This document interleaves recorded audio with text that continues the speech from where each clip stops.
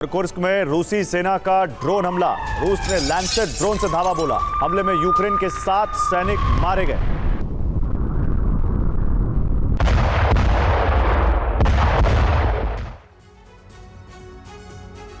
तो Donald Trump की शपथ में अब 96 घंटे से भी कम का वक्त बचा है। नेटो देशों को ट्रंप के उस फैसले का डर है जो रूस के लिए विजय का आशीर्वाद साबित होगा। ऐसे में नेटो देशों ने यूक्रेन की सुरक्षा का एक नया प्लान तैयार किया है, जिसकी जिम्मेदारी ब्रिटेन को सौंपी गई है।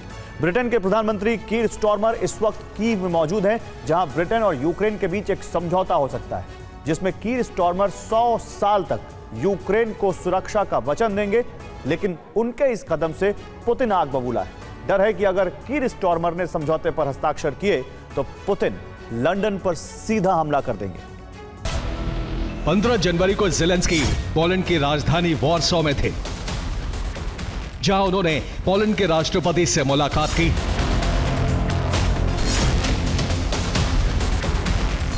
सोलह जनवरी की सुबह ब्रिटेन के प्रधानमंत्री कीव पहुंच गए, जहां उन्होंने यूक्रेनी राष्ट्रपति से मुलाकात की। बीते 48 घंटों में हुई ज़ेलेंस्की की इन मुलाकातों को यूक्रेन के सशक्तिकरण से जोड़कर देखा जा रहा है। दावा है कि ट्रंप के सत्ता संभालने के बाद भी नेटो यूक्रेन को शक्ति का संचार जारी रखने वाला है।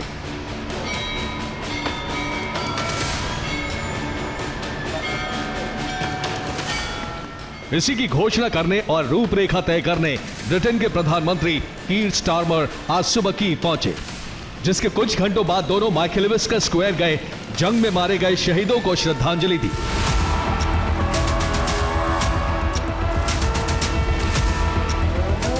एक तरफ कीर स्टारमर कीव पहुंचे तो वहीं यूक्रेन के कई शहरों में अलार्म बज उठे।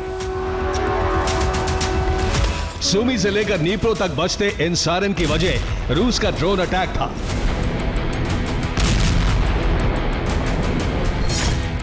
रूस ने यूक्रेन पर 55 ड्रोन से हमला किया। ये हमले दनीप्रो, सुमी, खार्किव, चर्स्की और चेरनिहिव पर किए गए। रूस ने यहां मौजूद यूक्रेन के पावर ग्रिड को टारगेट किया।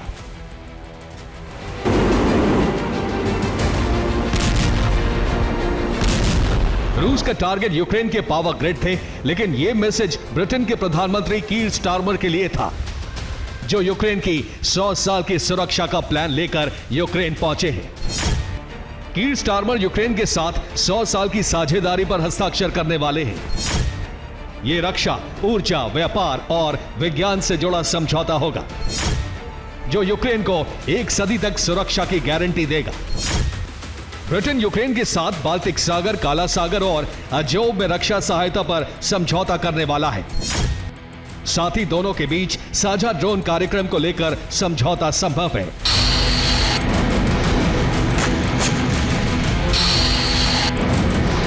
इस समझौते के तहत ब्रिटेन आने वाले 100 सालों तक यूक्रेन को हथियारों की निर्बाध सप्लाई कर सकता है, ताकि ट्रंप शपथ के बाद अगर यूक्रेन की मदद बंद करते हैं तब भी वो सालों तक जंग लड़ता रहे।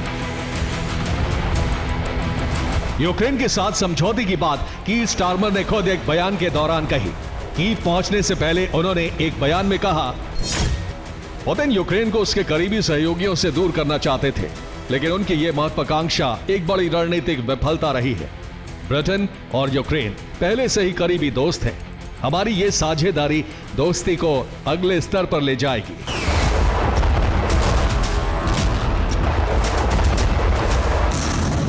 साफ है, ब्रिटेन हर हाल में इस जंग को जारी रखना चाहता है, जिसके लिए वो यूक्रेन को हर संभव सहायता देने के लिए तैयार है।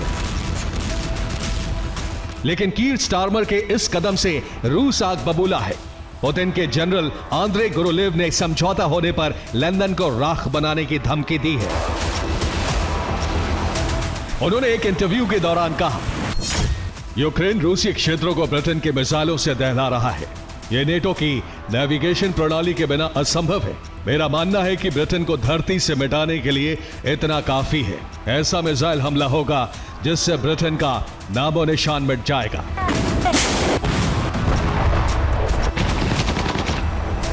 आंद्रे गुरुलेव के इस बयान को पुतिन की वाणी माना जा रहा है। दावा है कि पुतिन समझौते के बाद लंदन पर बड़ा हमला कर सकते हैं। माना जा रहा है कि रूस ब्रिटेन के लंदन शहर पर ऑरेस्टनिक मिसाइल से हमला कर सकता है। हाल ही में रूस ने बेलारूस के ब्रेस्ट शहर में ऑरेस्टनिक मिसाइलों की तैनाती की थी। रूस यहां से ब्रिटेन की राजधानी लंदन को टारगेट कर सकता है। ब्रेस्ट से लंदन की दूरी 1850 किलोमीटर है। अगर ब्रेस्ट से रूस ऑरेस्टनिक मिसाइल फायर करता है तो ये लंदन को महज 8 मिनट में तबाह कर देगी। बेलारूस के अलावा बैरन सी से भी पुतिन लंदन को तबाह कर सकते हैं। यहां गादशेवो के पास रूस का न्यूक्लियर सबमरीन बेस है। यहां से ब्रिटेन की दूरी महज 2000 किलोमीटर है। दावा है कि पुतिन ने इस बेस पर हमले के लिए तैयार रहने का अलर्ट भेज दिया है। इधर रूस ने बाल्टिक सी में मौजूद उसकी फ्लीट को एक्टिवेट कर दिया है, जो इस वक्त कैलिनिनग्राद के पास मौजूद है। यहां से ब्रिटेन की दूरी महज 1350 किलोमीटर है। माना जा रहा है कि ब्रिटेन को पुतिन यहां से भी दहला सकते हैं।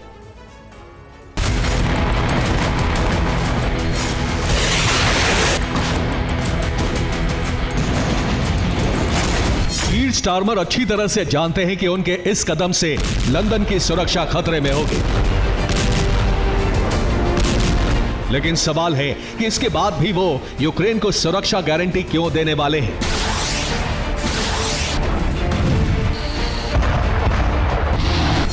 इसका जवाब ज़ेलेंस्की के एक बयान में छिपा है, जिससे उन्होंने 24 घंटे पहले ही पोलैंड में दिया था। इस बयान में रूस को लेकर 4 बड़ी बातें कही हैं।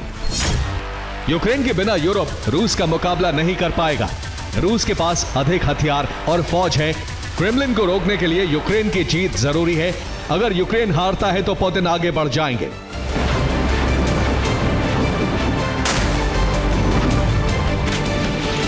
दरअसल ज़ेलेंस्की की माने तो नेटो देशों के पास हथियार भले ही हैं, लेकिन वो पुतिन की बड़ी फौज का सामना नहीं कर पाएंगे। अब नेटो देशों को डर है कि अगर रूस यूक्रेन युद्ध में विजयी हुआ तो पुतिन यूरोप के अस्तित्व के लिए खतरा बन जाएंगे।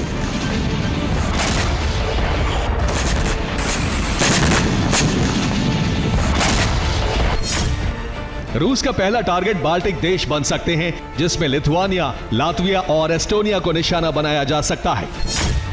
इसके साथ ही रूस नॉर्वे, फिनलैंड और स्वीडन पर भी हमला कर सकता है।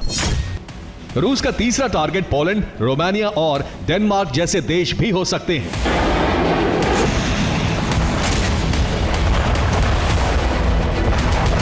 हालांकि ग्राउंड इन्वेजन की बात करें तो पुतिन यूक्रेन विजय के बाद मोल्दोवा में अपनी सेना उतार सकते हैं, जिसका इशारा पुतिन के करीबी निकोलाई पेत्रुशेव 48 घंटे पहले दे चुके हैं। उन्होंने मोल्दोवा को लेकर 2 बड़ी बातें कही थी। रूस विरोधी नीति मोल्दोवा के अंत का कारण होगी। मोल्दोवा किसी न किसी देश का हिस्सा बन जाएगा।